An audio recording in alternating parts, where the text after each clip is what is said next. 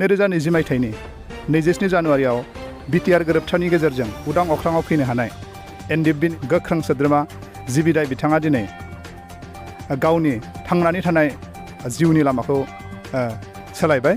बिथाङा दायो गोबां बिबांनि हायाव आबाद मावनानै गावनि थांनानै थानाय राहाखौ गुबुन आबाद बिथिंजों दैदेनलांनो नाजादों।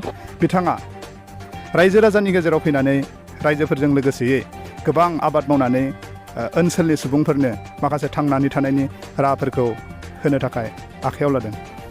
बे समाव आङो बिथां जिबिदायनि आबादथिलियाव दंफैयो आरो बे समाव जों बे आबादथिलियाव खामानि मावग्रा माखासे सुबुंफोरनिफ्राय बिथांनि आबादनि सोमोन्दै माखासे बाथ्रा मिथिनानै लागोन।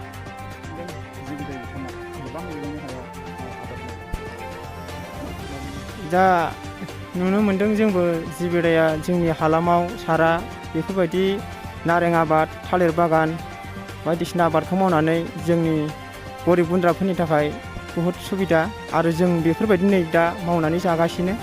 जिबिदायनि बे नारें बागानाव जों इयाव मावनानै दा आबाद मावगासिनो आरो बेयावनो लोगोसे जोङो मैथ्रुबो होदो।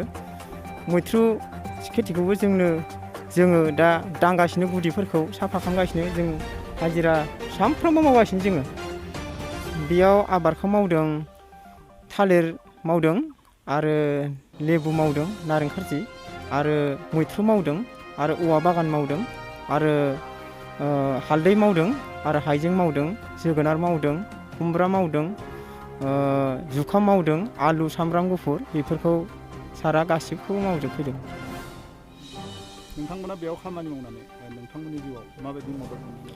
जों सारखौ बेयाव भगवान बायदि मोन्दों। माबोरै मोन्दों होनब्ला जे बिटिआर सुक्ति जानायनि उनाव सारा जोंनि हालामाव फैनानै जोंनि जायगायाव बेफोरबायदि आबाद मावनायखौ जों मोजां मोन्दों आरो जोंनि खाथि खालानि कम्पानियाव थांग्रा गरिब गुन्द्राफोरा गासैबो बेयावनो मावनानै मोनजागासिनो दङ।